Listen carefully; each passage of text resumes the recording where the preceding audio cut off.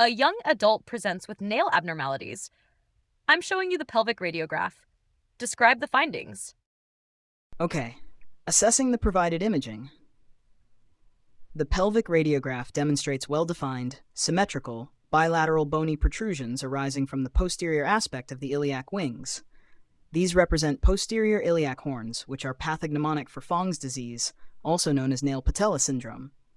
Additionally, there is mild hypoplasia of the anterior half of the iliac wings, leading to minor drooping of the iliac crests. The sacroiliac joints and hip joints appear normal, and there are no other pelvic fractures or focal osseous lesions.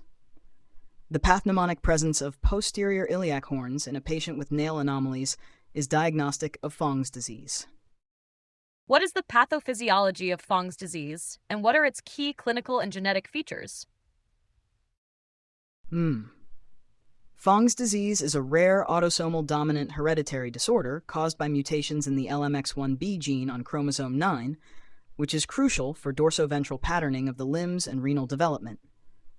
Clinically, it presents with a triad of nail dysplasia, patellar abnormalities, and renal dysfunction.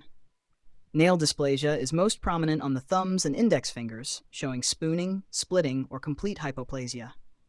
Patients may also demonstrate abnormal pigmentation of the iris, known as Lester's iris, which appears as a hyperpigmented ring around the pupillary margin. What other musculoskeletal findings are characteristic of this syndrome, and what should we look for on imaging?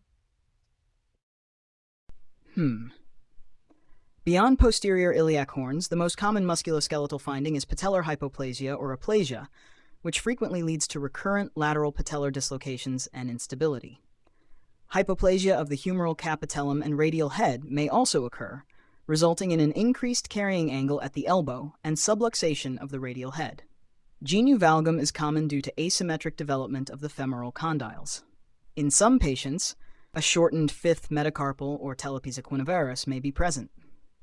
These skeletal anomalies are typically symmetric and bilateral. What are the systemic complications associated with Fong's disease, and what practical clues can be seen on radiographs?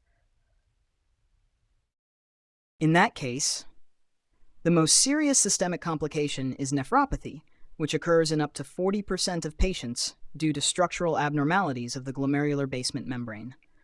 This leads to proteinuria, hematuria, and progressive renal failure, typically presenting in early adulthood.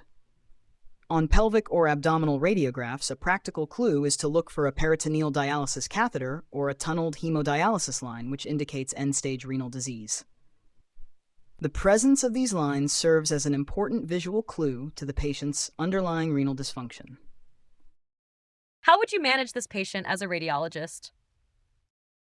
Well, as a radiologist, I would recommend comparing the pelvic radiograph with prior studies to evaluate the symmetry and growth of the iliac horns. I would suggest obtaining a dedicated ultrasound of the kidneys to screen for renal parenchymal changes and evaluate for renal size or scarring.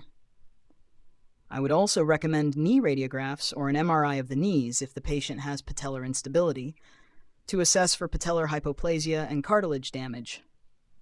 I would communicate the diagnostic finding of Fong's disease to the referring clinician and recommend prompt urinalysis, renal function testing, and referral to nephrology and clinical genetics.